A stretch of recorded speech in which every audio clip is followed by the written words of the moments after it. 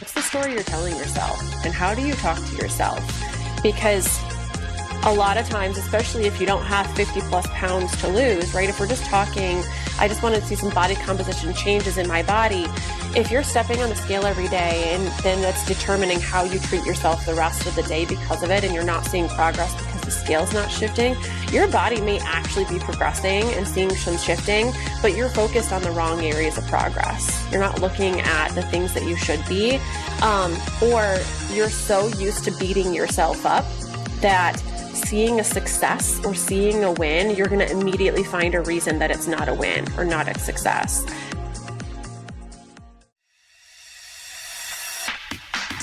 Welcome to the Seek First CEO podcast, a community for high-achieving kingdom women committed to seeking God first and keeping God first in all we do. If you believe you're called to impact the world through your gifts, then you're in the right place. Hi, friend. I'm Heather, teacher turned speaker and your host of the Seek First CEO podcast. I'm passionate about helping ambitious, servant-hearted women find their worth in whose they are, not what they do. As a certified master neuroscience life coach, I help you connect the dots between biblical principles and brain science so you can take your thoughts captive and be transformed by the renewing of your mind. I don't do surface, so we go deep here, and we talk about the stuff underneath the surface because I want to help you get to the source of your heart set and mindset roadblocks so you can have breakthrough by aligning your heart and mind with biblical truths. If your heart's desire is to grow in your relationship with Jesus while fearlessly fulfilling your purpose and calling, then let's open up the Word together and see what the Holy Spirit has to say about living your life in flow with Him. Are you ready? Then get excited for today's episode. Hello, sister friend. I have a treat for you today. My friend Brooke Rozzi is on the podcast today, and we are going to talk about something that we have not really ever talked about on the show, I don't think. We're going to get deep into our health, nutrition, fitness, all the things that is really required to be a successful entrepreneur. So, Brooke, welcome to the show. Thank you. I'm so excited to chat with you. Yeah, it's funny because I got started in the entrepreneur space as a online health and fitness coach, did network marketing and kind of dabbled my feet in that. But you have totally taken that way further. You are a functional nutritionist, you're a trainer, you've got all these things in your background. So I am so excited to have this conversation today because once I learned about you and what you do, I'm like, I need you in my life. So I am sure our listeners need you as well. So why don't you just tell the woman listening to this a little bit about you, your background, and catch us up to speed with what do you do? Yeah. Well, I'm a functional nutritionist. I did not start as a functional nutritionist. I actually started in the field 18 years ago as a personal trainer. In that stage, I was, like most young 20-something-year-olds, I cared about how I looked in the bathing suit. And I grew up in what I call Snackwell's generation, which, my thought process was really, is this going to make me fat or skinny? Basically, when I was choosing food, and I was either, eating healthy or I wasn't. And I was all off. And I didn't realize that I didn't really have healthy eating patterns because every other girl my age was having the same thought process and approach. Until about midway through my career, I had nagging symptoms like every other female. I had PMS symptoms that weren't so extreme that they weren't unbearable, but they were enough that they were noticeable. Midway through my career, my dad passed away suddenly from cancer. And at the same time, I went through a pretty traumatic breakup.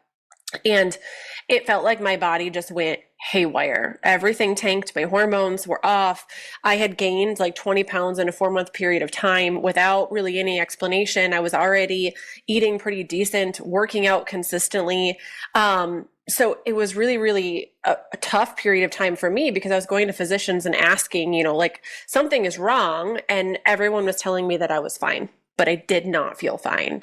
I wasn't sleeping well. I was anxious. And it led me down the path of finally finding a functional practitioner. And I was actually diagnosed with clinical hypothyroidism. I wasn't tested fully from my regular physician. And for the first time, I started to feel a little hopeful and I finally had some answers for what was going on in my body. But that led me to start asking why is nobody else telling me this? I had to go through 3 different physicians to find this out. And no one was talking to me about all the other things that had to come into play. And at that point, 8 years of being a trainer, I had no idea of all the things that were in play with my hormones and all of that. Soon after that, my husband and I met, and after we got married, we wanted to start having a baby. And there was this whole host of conversation around hormones that I never had. I didn't know what ovulation was. I didn't know how to track my cycle. If I went to my physician and they said, like, how long was your last cycle? I didn't know that 28 days was the answer. I thought it was like 5 or 6. So I was just tracking my period. So I started realizing, oh my gosh, like if I'm in health in some way and I don't know any of this, how many of my clients feel the exact same? So it led me to go back to school, and I went through a 2-year functional nutrition program. I did a few other certifications outside of that too. And I started seeing a lot of the things that I was experiencing in my own body with my clients. And I was starting to piece together all these different pieces that were really coming into play. And working through that for myself and finally finding healing in my own body, it really led me to, I want other women to be able to feel this way too, because I was starting to see messages as a mom of, you're just going to live off of caffeine and then you're going to drink wine at night. And this is just the way that we're going to live with motherhood. And it honestly made me angry because I was like, if this is motherhood, then like, I can't believe that that's it, right? Like, that's not what God designed us to do and the way to feel. And where's the purpose in that? So it really just kind of led me down the way that we work with women now, which is your health is more than just your physical body, although that plays a massive role. Your health is also the way that you think, the way that you nourish yourself, the way that you move your body, the emotions and the way that we go about our day to day. And we really pull it all together for our clients because to us, it really, when you feel your best in your skin, I feel like you're able to live out the purpose that you were designed to the absolute best too. Yeah, I love that so much. And yeah, man, that toxic like mommy culture, it's like, got you. You signed up for this thing that you thought was going to change your life in the best way. Now you are barely surviving. And I love that you're changing that narrative for people, but from an actual, not just this like fluffy idea, but literally like there are things going on. And so many things that you said, I'm like, oh, that's me. Oh, that was yes. The snack wells, the 100-calorie, input, output, got to burn it off, all of that stuff. So I can only imagine that, yes, everyone listening is like, yes. So I know you have such a unique approach to fitness and nutrition and specifically working with women, and you love like helping moms because you live this life.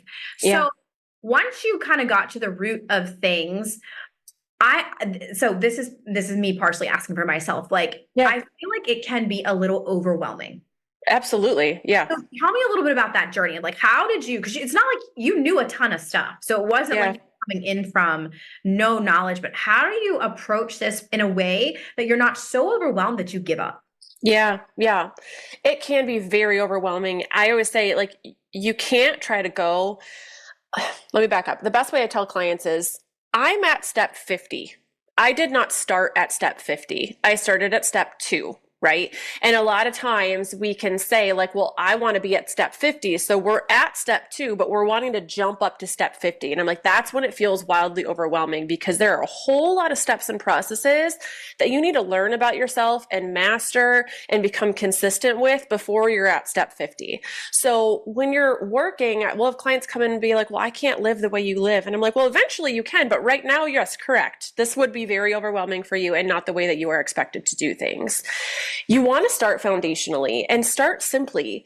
It's really, kind of like what you talk about, right? When we're looking at overriding the stories you tell yourself, looking at the way that you do things, start with your lifestyle. Start with one simple spot. Look at, how do I wake up in the morning and am I grabbing my phone first thing? Let me set my phone down, and maybe instead of spending 10 minutes on my phone, I can spend 10 minutes prepping a meal that's going to nourish me and make me feel really good. And if that's all I focus on this week, then fantastic. That's a win. You're moving in a good direction. Coming back to that snack wells generation, we sometimes start with this thought process of, I have to do it all, and I have to do it all perfectly, or I'm failing and I'm not going to do any of it. So you really have to, like you talk about, hold the mirror up to yourself of like, why am I putting this level of expectation on myself to be perfect? Because it's literally at the end of the day, a lifestyle change. And you cannot change your entire life overnight. You've got to take it in layers and steps and processes. I started with prioritizing super simple things with my routine. My relationship with food and my health and my body has evolved over an 18 period of time. So if you look at it as I have the rest of my life to make these small shifts and changes, I don't have to have it all mastered right now. I can take one step today that's going to make me feel better tomorrow. And then tomorrow I'll take another step that's going to make me feel better the next day. And if you do those small shifts, then you're going to look back 5 years from now and you're going to be like, wow, look at everything that I have shifted in that time frame. I love that. Yes, because my typical client is all or nothing. Yeah. She is black and white. She is tends to be a perfectionist. If she can't do it perfect, she doesn't want to do it at all because failure is terrifying to her. So I love that what you just said. I have the rest of my life to make small incremental changes over time. And it's just like, we know the stuff from text, the books will say like small changes over time yield big results. And it's still, it applies to business, but it applies to our health. So that's encouraging for me. Okay. So a hot topic that I think is pretty hot now, even on, at least in my newsfeed, probably because I'm looking up the stuff, but let's talk a little bit about cortisol and like how that impacts women. Yeah. Cortisol gets a bad rap. It's not a bad hormone. It's actually an essential hormone. And this kind of goes into what we just talked about with the all in or all out mindset and approach. I usually tell my clients, because I have clients and I'm the same personality where, right, you're an achiever personality. You like to do everything well, and that's not a bad thing. But I usually tell my clients what makes you successful in your business or your career is going to be what's detrimental to you and your health. And you need to learn that balance between those things of when do I apply this and when do I pull it back? And cortisol is a direct reflection of the way that we live our life and we do things. Cortisol essentially is your stress response. It's your stress hormone. Every time that you have, something, cortisol is going to respond. Cortisol through the day should be higher in the morning because it actually is what wakes you up in the morning, and it should gradually decrease at night. And in exchange, you can start to see that melatonin come in the evening with that exchange of cortisol to help support quality of sleep. Now, your cortisol rhythm is going to shift day by day. So we do adrenal testing, but for very different reasons. When we're working with someone, you can't look at an adrenal test and think that that's what's happening with your body day in and day out. You actually need to judge by how is my body actually processing and using this cortisol? Am I in a chronic state of stress? Meaning like I've been living in this go, go, go attitude for a long period of time to the point that my body's like, hands up, like surrendering and like, I can't keep up with you anymore. You have not given me any rest. A lot of this can come back to your brain, your pituitary hormone, your nervous system regulation, and how those things can really come into play to helping to support. I tell our clients all the time, I'm like, if Jesus needed to retreat to do some restorative time, so do you. And you need to keep in mind that you were not designed to go 24/7 like we try to live in society. So you have to strategically put restorative time in your day. A good sign to tell that your cortisol may be an issue or the way that you handle stress may be an issue is if you can't sit down for 20 minutes and do absolutely nothing and be still. That's a really good sign. That face, Brooke. Oh, okay. Yeah. Okay, you just called me out. Oh, yes. Okay, so for the woman, I'm just putting myself on blast for all of you. For the woman who really struggles with that. Now, listen, I can slow down, like if I have something to do, whether it's like journaling or reading a book, even that, that I like to give myself an hour of quiet time in the morning. But for me to sit and do absolutely nothing, like watching TV is a struggle for me. I've never liked to watch TV. So when my kids want to watch a movie, man, I really have to choose, like, this is family time. Like, oh my goodness. Yeah. But how do you help me, Brooke? Help me and my friends who are listening, who are like, yep, that's me. The person who really struggles with sitting for 20 minutes and doing nothing. Yeah, you got to start. I like what you said about journaling, right? Sometimes it's okay to start with having an action to do in that time and schedule that time. You essentially need to train your brain, right? So if I'm not used to doing nothing, then I am going to schedule time for me to go take a salt bath, and I'm going to put my phone away and maybe I'll read a book when I'm in there, but something that's going to slow me down a little bit. If I'm not used to it, then I'm going to schedule time to sit and journal. And it's something that's going to slow me down, remove distraction, or I'm going to schedule time to go take a walk in nature and leave my phone at home. So the best way to start is to just train your body and your brain to slow down. When you are so used to being on the go all the time, the idea of slowing down feels unsafe and it feels wildly uncomfortable, and you will struggle to do that. So you have to train yourself that slowing down is safe and it's okay. Because even if it's not a healthy thing for you, if you're so used to doing it, it's become the norm, your body has become adapted to that. So you need to essentially reteach your body to become adapted to something else instead. So give yourself time. I still struggle with sitting and doing nothing, but I'm easing myself into that. And it's going to take a little bit of a process, and don't put a pressure on yourself of how long that process needs to look like either, because the next question sometimes is, well, how long do I need to do that for? And when should I? And like, that's the thought process that's getting you in trouble, right? Coming back in. So start, and then you're going to start to feel when you're ready to make a transition into something different. That's so good. And I think about, we talk a lot about fight, flight, freeze, fawn, and those are our responses. So one of the biggest revelations that I had was that all of my success was really driven from my fight response. Yeah. I can see the correlation even with my health, that's directly impacting that it never stop, go, go, go. Right. And so from and sometimes, like you said, those characteristics can really help us, can yield some stuff.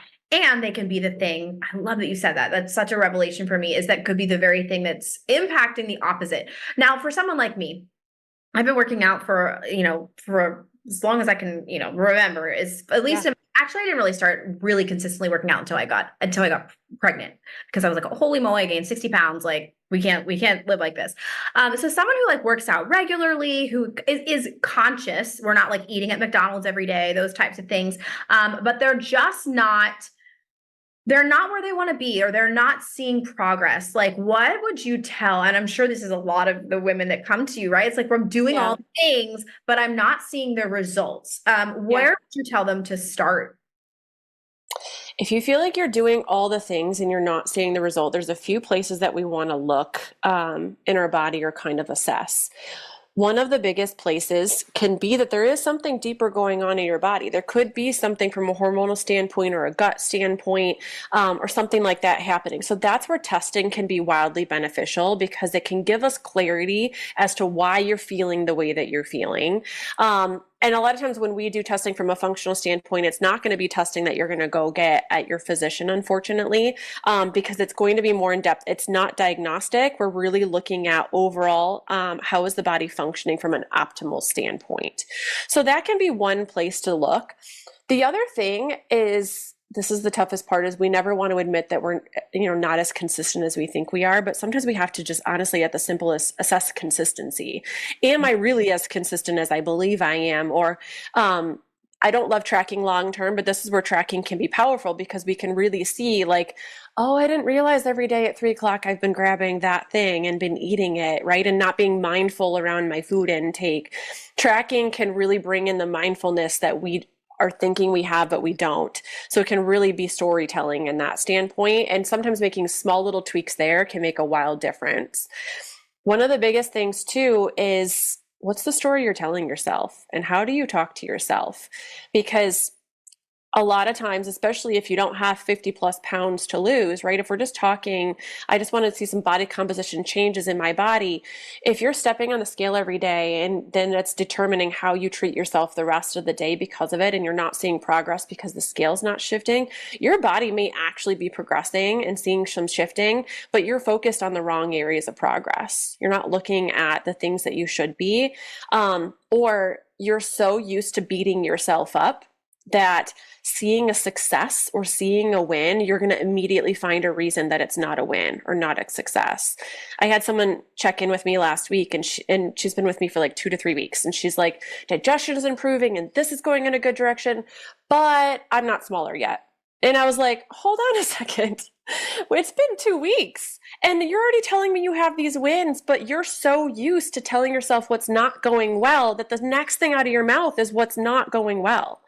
So yes, we might need to dig deeper. It might be consistency, but you also may need to work on that relationship with yourself too. Yeah, it's that negative bias that we all carry. We want to focus on Yes. the negative thing because we want to avoid it, right? And we just want to Yes. fix that and fix it. So yes, I'm feeling so called out. And another thing that the women that I work with really have a hard time celebrating. And again, it's just so funny. And when I met Brooke, I was like, oh, we are so similar, like you do with nutrition, what I do with business and mindset. Yeah. And man, sometimes the very thing that we need is what we help people with. So it's so cool. Yeah. But I know for me, it is hard to celebrate. And so even Yeah. seeing those small wins of, yeah, this went well, right? And I literally was doing a story today about what you focus on grows. We Yeah. use those things so often in, I'm so used to talking about business, right? But this is really fun for me to have this conversation to be, okay, how can I apply what I know about mindset and business to health? Yeah. So let me ask you, the other hot topic you mentioned a couple of different things. I feel like the topics are like cortisol, gut health, nervous system regulation. At least this is my newsfeed, and I don't know if it's other people's, but what can you touch on this nervous system regulation and how that actually impacts our health? Yeah. We say nervous system regulation. I also correlate this a lot to spiritual health, right? Like the Holy Spirit in you. And just the best way I always describe it to people is when you just have that innate sense of peace, right? Everything around you can be falling apart or not great, but like you just have the sense of peace despite it. That is when you know, one, your nervous system is moving in a good direction. And you're not living in this constant state of overdrive. But also that's where your faith wildly comes into play and can play a huge role in how your body also responds. I lived in this state a lot last year where I was just living in sympathetic overdrive. Every little stressful event that would come up, I would have a reaction to it, send me into anxiety. I was like, my old business coach would joke, she's like, get out of your spreadsheets, because I'd like be in my spreadsheets, like calculating everything out and moving it around. And I just did not have this deeper sense of peace and faith that I needed. And as soon as you start to really work through that, you can start to tell, you know what, everything is still not perfect and it's never going to be perfect, but I have a deeper faith and trust that things are going to move in a good direction and are going to be okay. So that's how that can come into play. But your nervous system, you have parasympathetic and you have your sympathetic. And God designed us to respond to stress really well and to have an innate nature and innate way of responding to stress. The way that we live in today's society overrides a lot of that way that we were originally designed to respond to stress. What you should be able to do is you should be able to have a stressful event. Your body goes into that fight or flight, you respond to it, and then you come back into that parasympathetic. Parasympathetic is essentially your rest and digest state. This is where your gut function stays in a good spot, which ultimately means your hormonal function stays in a good spot. But so many of us today are living in sympathetic overdrive. We are just responding and responding and responding all day, which actually eventually turns into us reacting all day because we don't have that ability to step back and restore, right? And go into the healthy response that we need to have. So ways that you can bring that back online essentially is one, prayer is massive. We undervalue how much that can play a role, but it's huge. Just sitting, and I say take a prayer walk, spend time with God, like get in nature, journal it out, write to God on a journal, whatever you have to do to start to pull yourself back into that state and become aware of why you're reacting or responding the way that you are.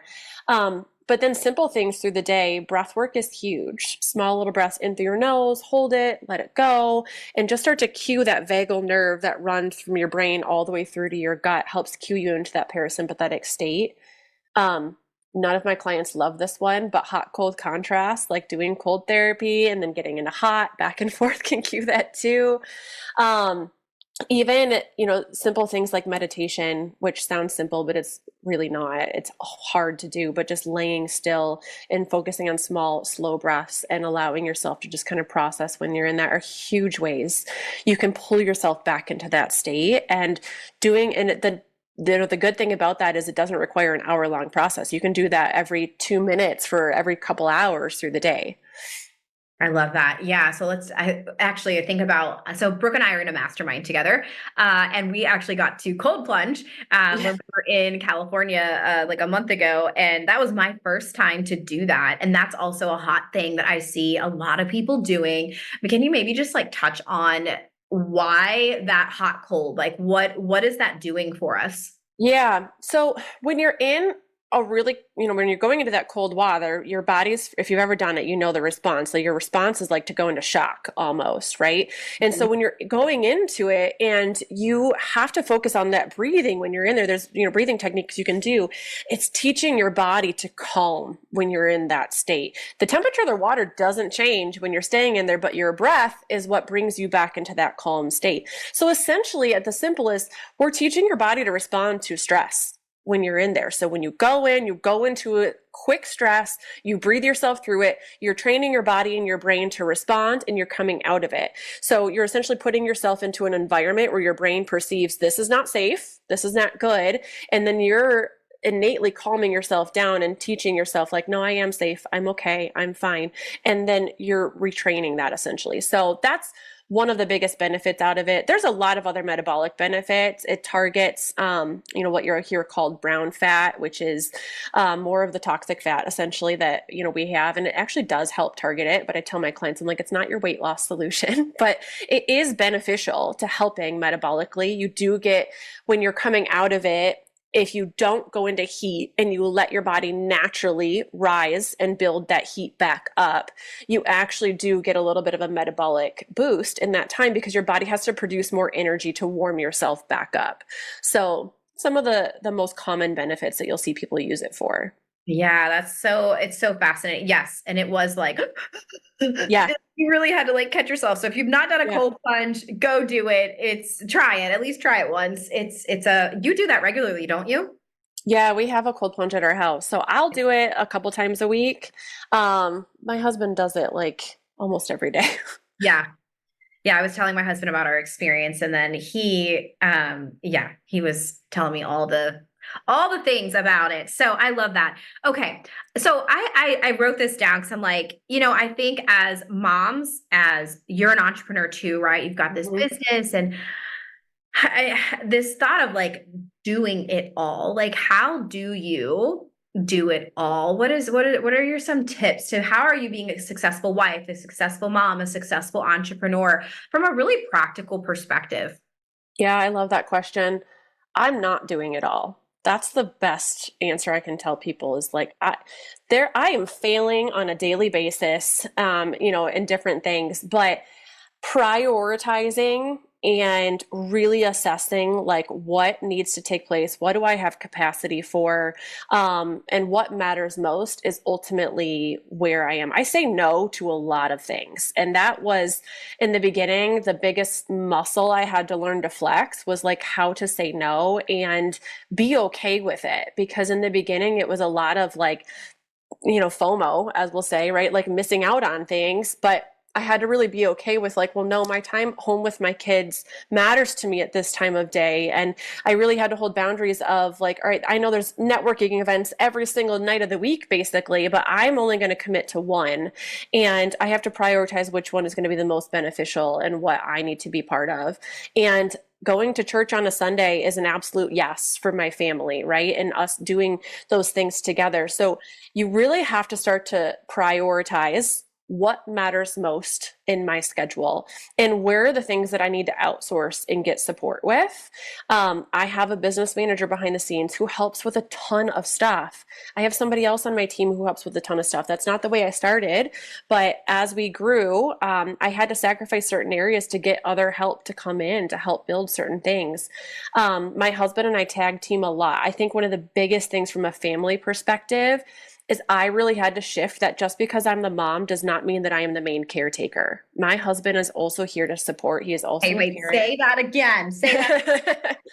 Yeah, just because I'm the mom doesn't mean I'm the main caretaker. And this is where I don't struggle with it, but I still run into other moms and comments of, well, I'm the default person who gets called. I'm the default person who gets the messages and the invites and all those. And And it is what it is. But my husband and I tag team a lot of things, and that took work.